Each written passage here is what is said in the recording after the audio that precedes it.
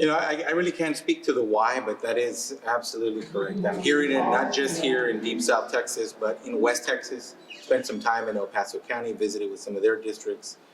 Down here, as we visit from areas from Laredo down to Point Isabel, enrollment numbers are down everywhere. Everybody's feeling it in their budgets. I'm sure you've heard the stories. School districts are trying to figure out how to fund schools moving forward with the lack of investment coming in from the state and with the lack of students coming in, and they're having to shutter schools, close programs, and all these types of things.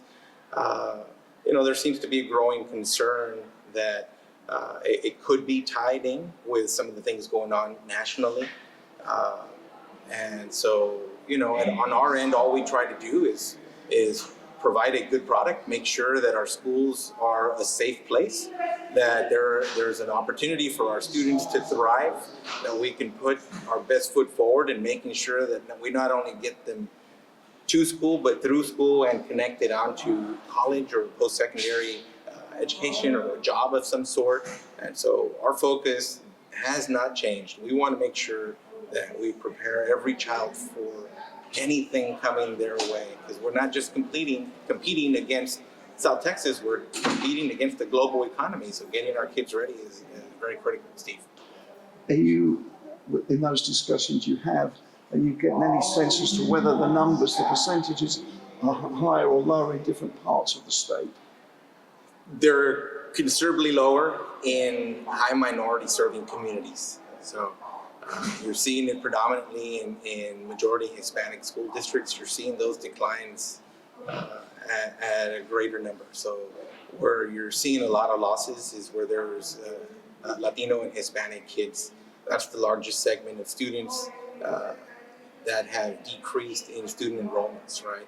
And so school districts are trying to combat this by doing these Walk for Success initiatives, these Walk for the Future. They know who the kids are who just stopped coming, and so they're sending volunteer groups to go knock on their doors and say, hey, what can we do? How can we meet you where you are? What can we do to bring you back into our schools so that we can work with you in terms of getting you back on track and getting this education? So you see a lot of these things going on. School districts all across South Texas have activities like this, and it's critical. It's just one way of recovering some of our students and letting them know that these schools are safe places for them to show up to. Any idea on the percentages? I don't have numbers of percentages that I can share with you. Again, this is just information that I hear from different superintendents, not just here in South Texas, but across the state, that enrollment numbers are down. This is across most school systems in the state where I've had conversations with educational leaders or school trustees. One of our interviews with a Brownsville school board member, she was telling us how she feels a lot of the families have gone back to Mexico. Maybe the mother, she was saying how maybe the children are US citizens, but the parents, the mother is not. And the safest thing has been for them to go back to Mexico. Yeah, there's no doubt that there's probably some of that going on. I mean, there was a letter that went out, I can't even think of what month, but former deputy superintendent from Brownsville, Anaísa Trevino, is the superintendent in Alice, Texas now. And she wrote a letter that made national headlines because she was sending this letter out to parents saying, hey, as you put your kids on our buses and as we're traveling to district activities, because of we're strategically located, we're always going to drive past a checkpoint. And we don't know what's going to happen when we pass that checkpoint. We want you to be aware, right? We're not asking status of your children, but we just want you to be aware that as we commute, we're going to pass that checkpoint each time. And is there a danger?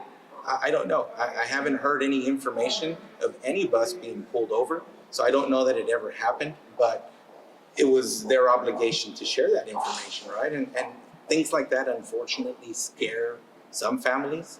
That could lead to a loss of students showing up because of fear that maybe they get picked up. But I couldn't tell you percentages. I don't know. Those were the questions I have on that particular topic. Ruben, anything else you want to say on that topic at all? No, I mean, just public schools are a safe haven.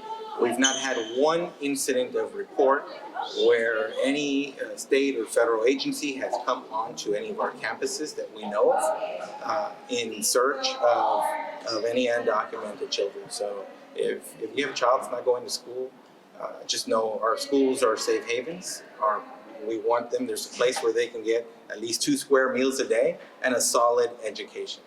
As you heard at the event, South Texas schools are outperforming every other school across the state of Texas. So not only are they going to get 2 square meals, they're going to get some of the best education in the state of Texas right here in South Texas.